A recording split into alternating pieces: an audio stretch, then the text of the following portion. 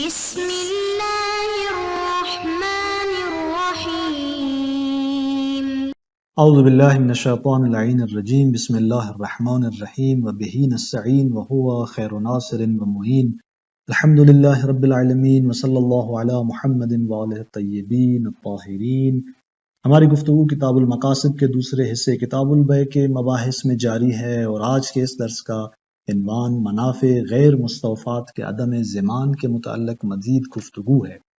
گزشتہ درس کے اندر ہم بیان کر رہے تھے کہ منافع غیر مستوفات جو ہیں وہ دلائل شیخ انصاری قائم کر رہے تھے کہ ضمان وہاں پر مترتب نہیں ہوگا، اور اسی سلسلے میں آج دلائل کو آگے بڑھاتے ہوئے ایک تیسری دلیل اور پھر مزید چند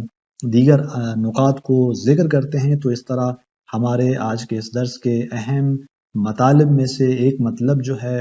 وہ منافع غیر مستوفات کے عدم ضمان پر تیسری دلیل کا بیان ہے در واقع، اور اس کے بعد مسئلے میں توقف کا حکم کہ یہاں پر شیخ انصاری جو توقف کی بات کرتے ہیں اس کا کیا مطلب ہے، اور اس کے بعد پھر منافع غیر مستوفات کے متعلق اقوال کا بیان ہے کہ 5 قول اور 5 آراء یہاں پر شیخ انصاری رحمۃ اللہ علیہ بیان کرتے ہیں۔ تو اس طرح چلتے ہیں اپنے پہلے عنوان کی طرف کہ منافع غیر مستوفات میں عدم ضمان کے دلائل میں سے تیسری جو دلیل شیخ انصاری بیان کر رہے ہیں وہ اس طرح سے ہے کہ مضافاً الی الاخبار الواردۃ فی ضمان المنافع المستوفات، کہ گزشتہ دلائل کے علاوہ وہ روایات کے جو وارد ہیں ذکر ہوئی ہیں منافع مستوفات کے ضمان میں، ان روایات سے ہم یہاں پر استفادہ کرتے ہیں۔ کس طرح؟ وہ روایات کے جو منافع مستوفات کے ضمان میں وارد ہوئی ہیں، یعنی وہ منافع جن کو مشتری استعمال کرتا ہے، استفادہ کرتا ہے اور ان کی نسبت وہ ضامن قرار پاتا ہے، وہ روایات کون سی ہیں؟ من اس کا بیان ہے کہ من الجاریۃ المسروقۃ المبیعہ، وہ جاریہ مسروقہ کی روایت کے جس کے اندر بیان کیا گیا کہ غاصب نے کنیز کو چوری کیا، غصب کیا، اور پھر وہ بیچ رہا ہوتا ہے، اس کو مبیع قرار دے رہا ہوتا ہے، مشتری کے حوالے کرتا ہے، اور مشتری پھر اس سے استفادہ بھی کرتا ہے یہاں تک کہ اسے مستولدہ بنا دیتا ہے۔ الساقطۃ من ضمان غیرہا فی مقام البیان، یہ روایت کے جس کے اندر اس جاریہ کو یعنی کنیز کو مبیع بنایا گیا، الساقطہ یعنی یہ صفت در واقع اس الاخبار کی، یعنی وہ اخبار جو منافع مستوفات کے ضمان میں وارد ہوئی ہیں جن میں سے ایک جاریہ مسروقہ ہے، یہ روایات ساقط ہیں کس چیز سے؟ من ضمان غیرہا فی مقام البیان، یعنی اس منافع مستوفات کے علاوہ کے ضمان سے ساقط ہیں کہ آیا منافع مستوفات کے علاوہ غیر مستوفات میں ضمان ہے یا نہیں ہے، تو یہ روایات ان سے ساقط ہیں فی مقام البیان، جبکہ روایات مقام بیان میں ہیں، یعنی امام ان روایات کے اندر ضمان کو بیان کر رہے ہیں، اور منافع مستوفات کے حوالے سے ضمان کی گفتگو ہوتی ہے لیکن منافع غیر مستوفات کے بارے میں کوئی چیز بیان نہیں ہوتی۔ اسی طرح فرماتے ہیں کہ وَقَضَى صَحِيحَةُ محمد بن قیس الواردۃ فی من باع ولیدۃ ابیہ بغیر اذنہ، ان روایات کی طرح ایک اور روایت کہ جو صحیح ہے محمد بن قیس کی روایت ہے، اور ذکر ہوئی ہے اس مطلب کے سلسلے میں کہ من باع ولیدۃ ابیہ، وہ شخص کہ جس نے اپنے والد کی کنیز کو بیچا بغیر اذن، اس کے اذن کے بغیر۔ اب وہ شخص کے جو بیٹا اپنے باپ کی کنیز کو مبیع کے عنوان سے قرار دے رہا ہے، بیچ رہا ہے، تو فقال علیہ السلام، امام علیہ السلام وہاں پر فرماتے ہیں کہ الحکم ان یأخذ الولیدۃ وابنہا، اور حکم یہ ہے کہ وہ اخذ کرے گا، یعنی اس کا والد جو کہ اصل مالک ہے اس کنیز کا، وہ خود جو ہے اس کنیز کو اخذ کرے گا اور اس کے بیٹے کو، یعنی مشتری نے یہ جو کنیز خریدی تھی اور اس کے منفعت سے اس نے استفادہ کیا حتیٰ اسے مستولدہ بنا دیا، تو وہ اسی کو وہ اخذ کرے گا، وہ ابنہا، اور اس کے بچے کو بھی وہ صاحب کنیز جو ہے مالک وہ اخذ کرے گا۔ لیکن وَسَكَتَتْ عَنِ الْمَنَافِعِ الْفَائِتَةِ، یہ روایت جو ہے صحیحہ منافع فائتہ سے ساکت ہے، وہ منافع جو فوت ہو گئے،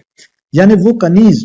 کی جو خدمت کر سکتی تھی، خدمت کرنا گھر میں اور دیگر بہت سارے اس کے امور جو اس کے منافع میں سے حساب ہوتے ہیں، آیا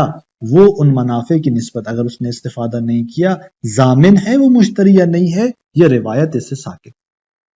اور دیکھیں امام آغا نے کہا قضا صحیح ہے، یعنی اسی طرح یہ صحیح ہے کہ اس کے اندر آپ دیکھیں کہ یہ روایت بھی ساکت ہے اور اس کوئی مقام بیان میں ہوتے ہوئے پھر بھی زمان کی بات نہیں کر رہی منافع غیر مستوفات کے حوالے سے۔ اچھا یہاں پر ایک تھوڑا سا فرق ہے جاریہ مسروقہ کی جو روایت تم نے بیان کی تھی پہلے اور اس روایت کے اندر، کہ یہ دونوں آپس میں تعارض ان کا نظر آ رہا ہے کہ دیکھیں وہاں پر جاریہ مسروقہ کی اس روایت کے اندر بیان ہوا تھا کہ وہ شخص جو ہے اس کنیز کو جب مشتری مستولدہ بناتا ہے تو مالک جو کنیز کا ہے وہ بیٹے کو نہیں لے رہا تھا، اس کی قیمت لے رہا تھا، اور یہاں پر امام کہتے ہیں کہ وہ اس کنیز کا جو بچہ ہے وہ بھی اس مشتری سے وہ لے لے گا، کہ یہاں پر ان دونوں کے درمیان بہرحال ایک اختلاف دو روایتوں کے درمیان موجود ہے۔ اگر ہم اس اختلاف کو نظر انداز کریں اور ان اختلاف اور اس تعارض کی وجہ سے ہم انہیں ساکت نہ جانیں یعنی غیر حجت نہ جانیں، تو یہ آپ ان دو روایات سے نتیجہ لے سکتے ہیں کہ یہ روایات مقام بیان میں ہوتے ہوئے جو ہے وہ منافع غیر مستوفات کی نسبت ساکت ہے۔ اس کے بعد آگا فرماتے ہیں کہ فَإِنَّ عَدَمَ الزِّمَانِ، کس طرح سے ہم ان روایات سے استدلال کر رہے ہیں اپنے اس مورد بحث مسئلے کے اندر کہ یہاں منافع غیر مستوفات میں زمان نہیں ہوگا؟ کہتے ہیں کہ عدم زمان ان موارد کے اندر مع کون العین لغیر البائع، جبکہ عین کس کی ہے؟ غیر بائع کی ہے، یعنی بائع نے عین اس چیز کو بیچا، کنیز کو بیچا، مثلا کنیز بائع کی ملکیت نہیں تھی،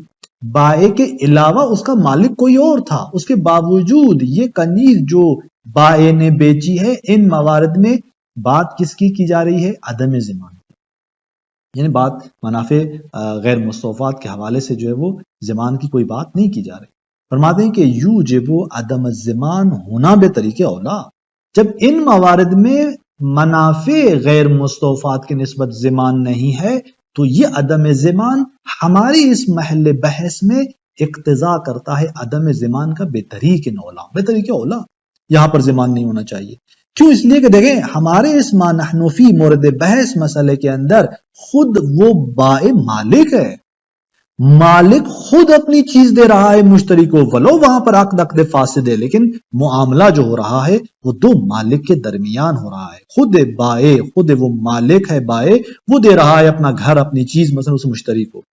اور جہاں مثلا وہ خود مالک نہیں ہے، غاصب ہے، اور وہ مشتری کوئی چیز بیچ رہا ہے، اب آپ دیکھیں کہ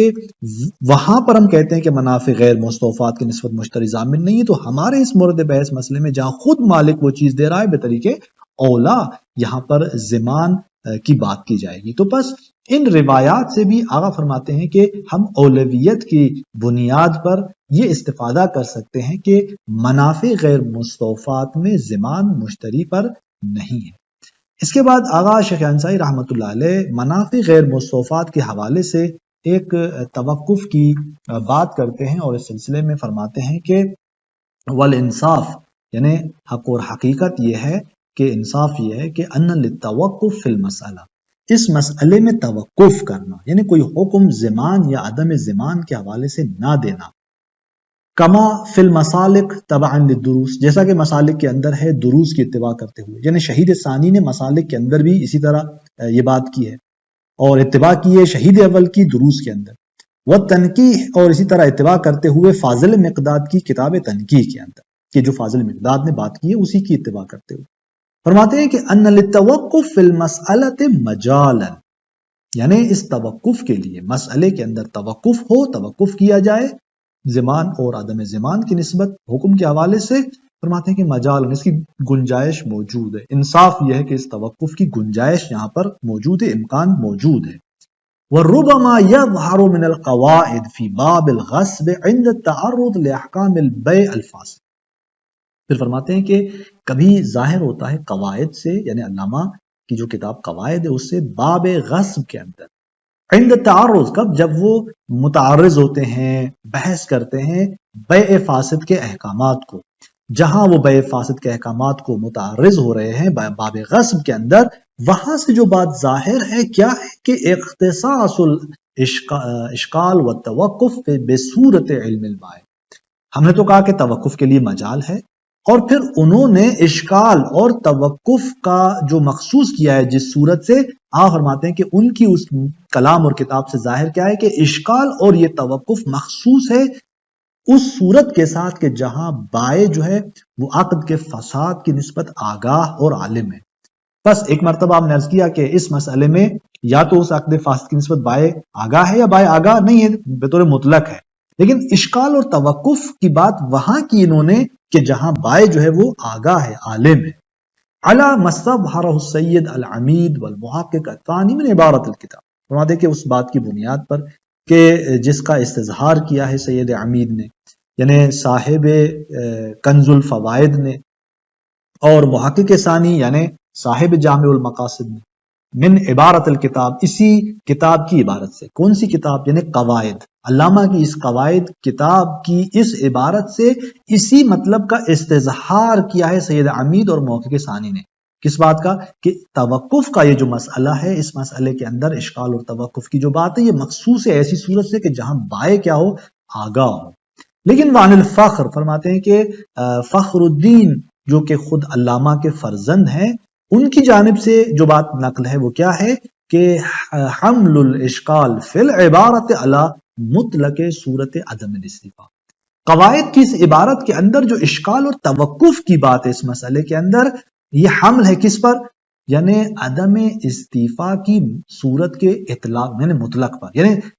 اس بات پر کہ جہاں منافع جو ہے وہ مستوفات نہیں ہے، یہ جو صورت ہے عدم استیفاء کی منافع کے حوالے سے، یہاں اس صورت کے مطلق پر اس کو حمل کرنا مقصود ہے، یعنی یہ اشکال حمل ہو رہا ہے اس کے مطلق پر۔ یعنی کیا؟ یعنی جہاں منافع مستوفات نہیں ہیں وہاں بائے فساد کی نسبت آگاہ ہو اس عقد کے فاسد ہونے کی نسبت، یا اس عقد کے فاسد ہونے کی نسبت وہ آگاہ نہ ہو، اس مطلق صورت پر یہ اشکال اور توقف جو ہے وہ حمل ہو رہا ہے۔ اور اس کے بعد شیخ انصاری رحمۃ اللہ علیہ پھر مسئلے کی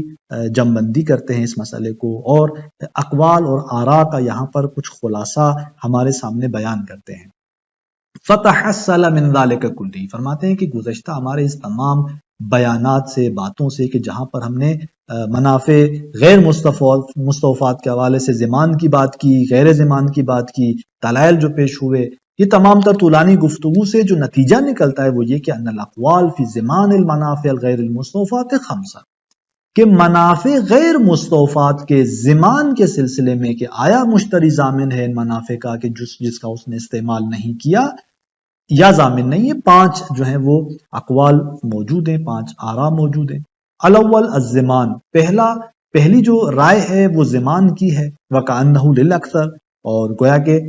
یہ جیسا کہ یہ رائے جو ہے زمان کی یہ اکثر کی ہے۔ اب زمان یہ بھی بطور مطلق، یعنی بائے چاہے اس فساد عقد سے آگاہ ہے چاہے اس فساد عقد سے آگاہ نہیں ہے، مطلقہ صورت میں زمان کی بات۔ پھر فرماتے ہیں کہ اسانی عدم الزمان، دوسری جو رائے ہے، دوسرا جو قول ہے وہ عدم زمان کا ہے کہ مشتری ان منافع غیر مستوفات کا ضامن نہیں ہوگا۔ کما عن الایضاح، ایضاح جو کہ فخر الدین کی کتاب ہے، علامہ کے فرزند، ان کی جانب سے یہ بات ہے کہ مشتری مطلقہ یعنی وہ بھی عدم زمان مطلقہ صورت میں، چاہے بائے جو ہے وہ فساد عقد کی نسبت آگاہ ہو چاہے بائے فساد کی نسبت آگاہ نہ ہو۔ پھر الثالث، تیسرا جو قول ہے، الضمان الا ما علم البائع، زمان ہے کہ مشتری منافع غیر مستوفات کا ضامن ہے، لیکن کب؟ فرماتے ہیں کہ زمان الا، مگر جب بائع عالم ہو، آگاہ ہو اس صورت میں۔ کمان بعض من کتب علی الشرائع، جیسا کہ